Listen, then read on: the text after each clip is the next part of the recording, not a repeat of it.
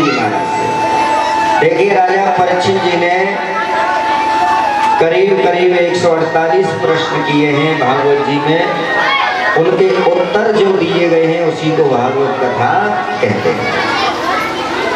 जैसे गीता के अंदर अर्जुन ने 33 प्रश्न किए हैं भगवान कृष्ण से, उन सभी के उत्तर भगवान ने दिए हैं, उसी को गीता कहते हैं।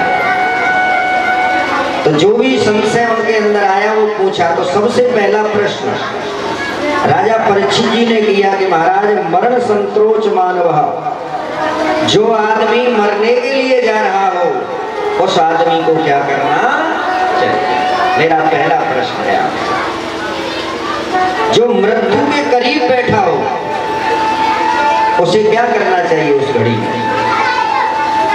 तो सुखदेव जी महाराज ने इसका उत्तर दे दिया एक ही बात में कि उसे उस समय हरि का भजन करना चाहिए। सुखदेव जी महाराज ने कहा महाराज आपने बहुत अच्छा जवाब दिया कि हरि का भजन करना चाहिए, लेकिन मुझे तो पता है कि मैं 7 दिन के बाद मरूंगा, तो मैं तो भजन करूंगा। लेकिन किसी को पता ही नहीं है कि वो कब मरेगा, तो वो भजन कब से करे? भाई तुम्हें तो पता ही नहीं कि हम कै दिन के बाद मरने वाले हैं, तो हम जल्दी भजन पर बैठ जाएं। तो हम आपको तो पता ही नहीं है किसी को हम कब मरेंगे, क्योंकि उन्होंने कहा कि जो मरने वाला हो उसे भजन करना चाहिए। तो हम तुमको क्या पता है? राजा को तो पता हो गया कि मैं तो 7 दिन के बाद मरूंगा, मैं तो भजन करूंगा। लेकिन हम आपको किसी को पता नहीं है कि हम कब मरेंगे, इसीलिए हम आपको पता नहीं है तो हमें हमेशा तैयार रहना चाहिए। इसीलिए शास्त्र कहता है कि सांस सांस पे राम रट वृथा सांस मत होए, और ना जाने इस सांस को आवन होए ना होए। इसलिए भजन का कोई उम्र, कोई टाइम, कोई समय नहीं होता है। जब से ज्ञान हो जाए तभी से भजन शुरू कर देना सही है, उसके लिए इंतजार नहीं होता है।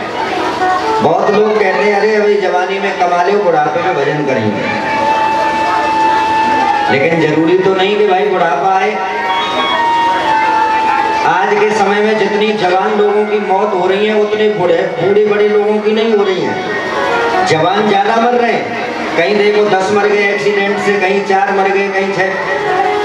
बुजुर्ग लोग नहीं मर रहे हैं जितने जवान मर रहे हैं कलयुग में, वर्तमान समय में। बुजुर्गों के लिए तो घर में बहू बेटी और भजन करते भगवान अब जा ले ले जल्दी से, फिर ना जा रहा हूँ, बोलो राधे राधे। वो भजन करने से भी नहीं जा रहे हैं, लेकिन युवा मौतें हो। तो कहा कि महाराज वृद्ध अवस्था आए ना आए किसी को पता नहीं, किसी पर लिखा पड़ी नहीं है। घर की लिखा पड़ी होती है, मकान की होती है, गाड़ी घोड़ाओं की होती है, लेकिन ये हमारे आपके पास लिखा पड़ी नहीं है कि हम इतने साल जिएंगे ही। इसलिए जब से ज्ञान हो जाए तभी से भजन शुरू कर देना चाहिए। उसके लिए ये इंतजार नहीं कि हम बुढ़ापे में करें।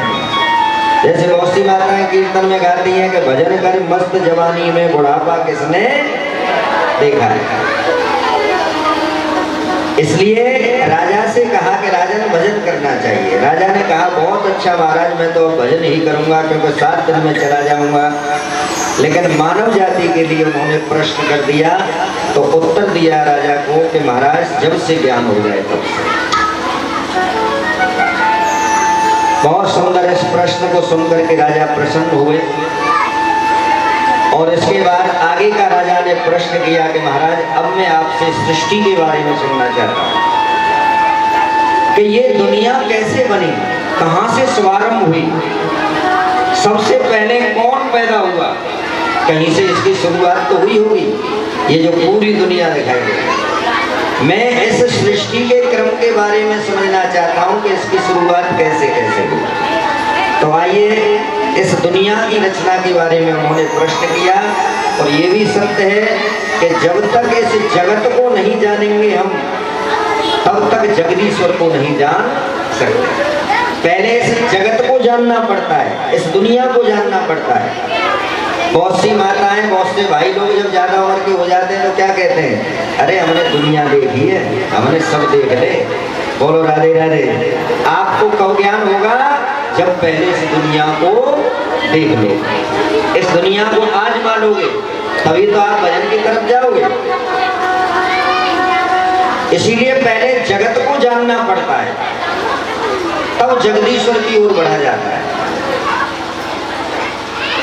तो यहां पर कहा कि सृष्टि कैसे शुरू हुई, अब आइए ध्यान से समझना।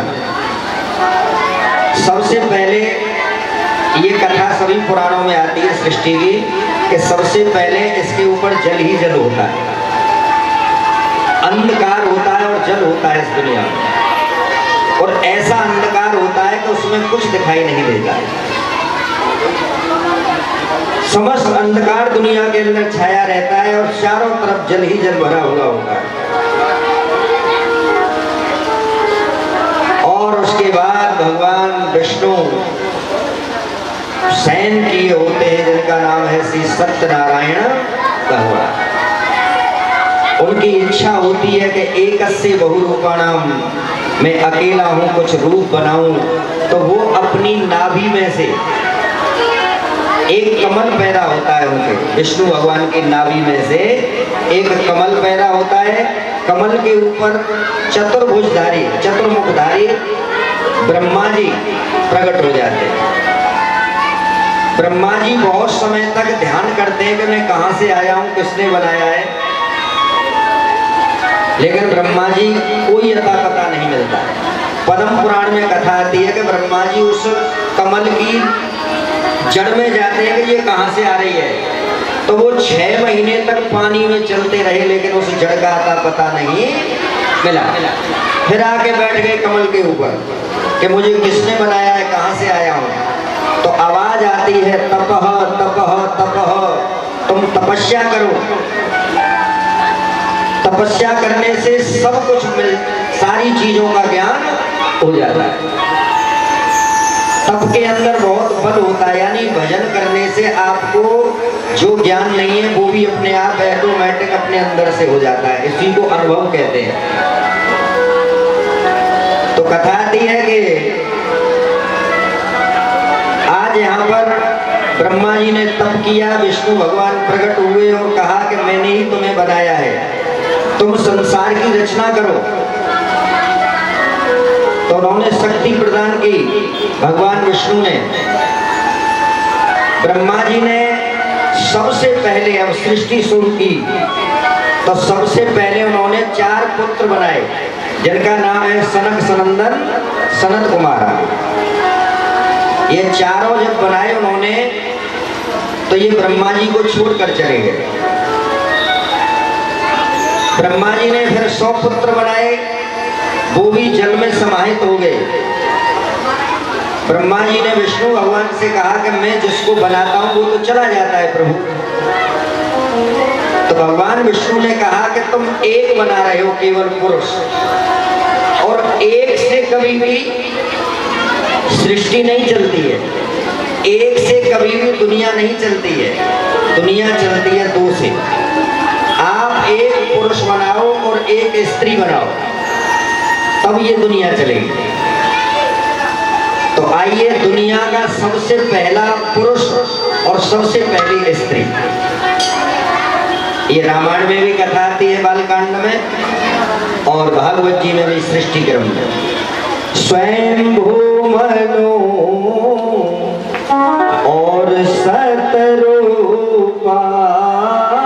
स्वयंभू मनु और सतरूपा, स्वयंभू मनु और सतरूपा, स्वयंभू मनु और सतरूपा, जिनसे है नर सृष्टि अनूपा, जिनसे है नर सृष्टि अनूपा, संपत धर्म आचरण नीका, संपत धर्म आचरण नीका, आज हुआ में वेद इनकी लिखा, आज हुआ में वेद इनकी सृष्टि क्रमोच मनो शत्रुपः, यही भागवत जी में दिया कि सृष्टि का क्रम मनु शतरूपा से शुभारंभ हुआ। यही भोले बाबा ने पार्वती को बताया कि मनु और शतरूपा के द्वारा सबसे पहले जन्म हुआ।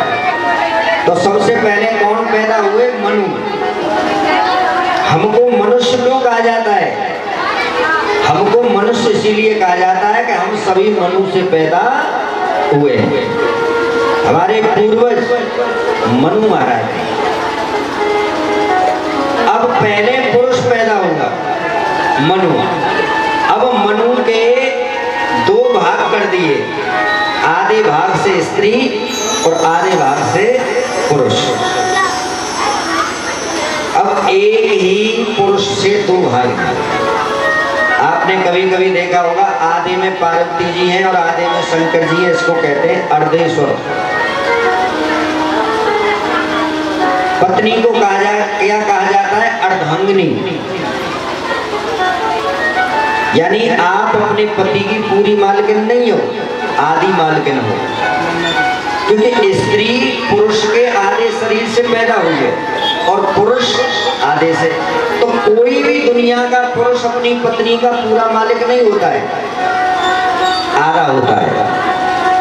कितनी भी पढ़ी लिखी समझदार पत्नी हो, कोई भी पत्नी अपने पति की सब बातों को नहीं मानती है। कुछ बातों को मानती है, कुछ बातों को हाँ तुम निकल जाओ मैं कर लूंगी सब। बोलो राधे राधे। क्योंकि ये मनु शतरूपा से ही शुरुआत है। आधे आधे अंग से पैदा हुए, इसलिए आधी आधी बात मानते हैं। आपका कितना भी समझदार पति हो, कितना भी पढ़ा लिखा खूब समझदार हो, कोई भी दुनिया का पति अपनी पत्नी की सब बातों को नहीं मानता है। बहुत सी बातें तो तुम्हें हाथ जोड़ के मनवानी पड़ते हैं पप्पू के पापा, कम से कम एक बात तो मान जाओगे, क्योंकि मैं तो जानती हूँ तुम कभी मानते ही ना मेरी बात नहीं। बोलो राधे राधे। कभी कभी आपको रिक्वेस्ट करनी पड़ती है, क्योंकि कोई भी दुनिया का पति आपकी हर बात को नहीं मानेगा अपनी पत्नी, और कोई भी दुनिया की पत्नी हर बात को पति की को नहीं मान सकती, क्योंकि आधे आधे शरीर से पैदा हुए, इसलिए आधी आधी बातों को मानते हैं। इसीलिए पत्नी को अर्धांगिनी कहा जाता है। आप आधी मालकिन हो अपने पति की, पूरी मालकिन जब बनती हो जब ही घर में झगड़ा शुरू हो जाता है। बोलो राधे राधे। जब कोई बहू अपने पति पे पूरा कब्जा करना चाहते ना, तो घर में फिर सास लड़ना शुरू कर देते कि आप ना छोड़ दे, अब मेरो कछु हक ना है, जाने कमाल कर दो। बोलो राधे राधे। इसलिए आप पूरी मालकिन नहीं बन सकती हो, कभी आधी बन के रहो, क्योंकि आप अर्धांगिनी हो।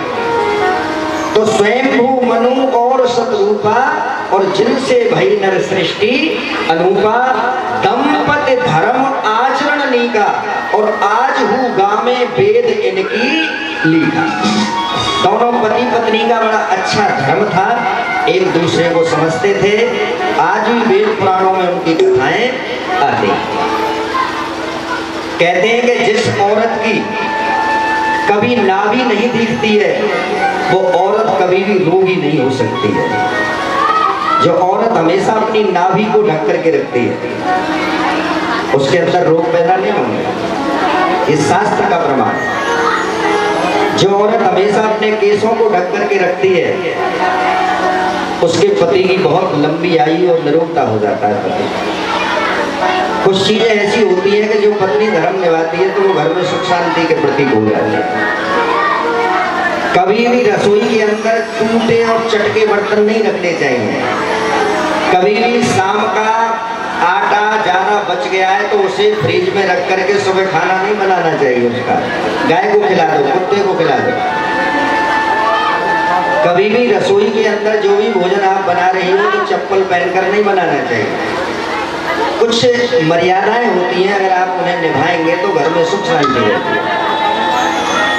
शनिवार है, मावस पूर्णिमा है, तो घर के मेन गेट पर बाहर दीपक जलाना चाहिए। कहते हैं कि दीपक जलाने से हमारे घर की सारी अशांतियां जल के भस्म हो जाती हैं। घर में लक्ष्मी नहीं रुकती है तो तिली के तेल का दीपक जलाओ। अगर घर में अशांति है तो घी का दीपक जलाओ।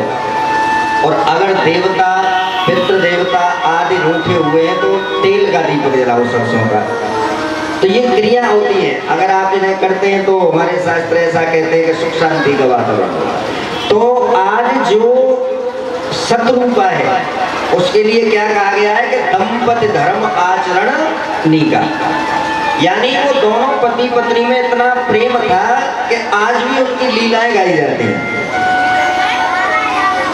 और फिर उनके नृत्य उत्तान पाद सुत जासु, उनके पहला पुत्र हुआ जिसका नाम रखा गया उत्तान पाद। दूसरा पुत्र हुआ जिसका नाम रखा गया प्रियव्रत। फिर उनके 3 कन्याएं हुई, देवहूति, अकूति, प्रसूति। ये ऋषियों प्रजापति आते हैं। अब यहां से क्रम चला दुनिया का धीरे धीरे। अब जब धीरे धीरे क्रम चला तो मनु शत्रुपा से उत्तानपाद राजा हुए। उनकी 2 पत्नी थी, सुरुचि और सुनीति। एक से उत्तम पैदा हुए और एक से ध्रुव पैदा हुए थे।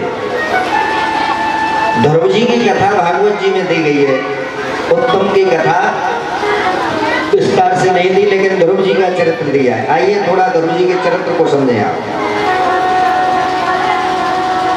और हमारे कुछ स्वागत के आए हैं आप,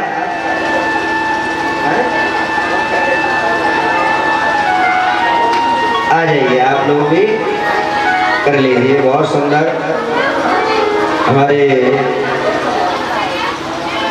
भक्तगण श्रोतागण के अंदर किसी किसी के अंदर ऐसा भाव होता है कि भाई थोड़ा व्यासपीठ लगी हुई है तो हम भी देवताओं का थोड़ा स्वागत कर लें। बहुत अच्छे भाव हैं ये। तो आइए यहाँ पर कथा आती है ध्रुव चरित्र। आइए हम ध्रुव चरित्र में प्रवेश करें। उससे पहले बूटी हरि के नाम की, बूटी हरि के नाम की, सबको पिला के पी। बूटी हरि के नाम की, सबको पिला के पी। बूटी हरि के नाम की, सबको पिला के पी। बूटी हरि के नाम की, सबको पिला के पी। बूटी हरि के नाम की, सबको पिला के पी। बूटी हरि के नाम की, सबको पिला के पी। पीने की है तमन्ना,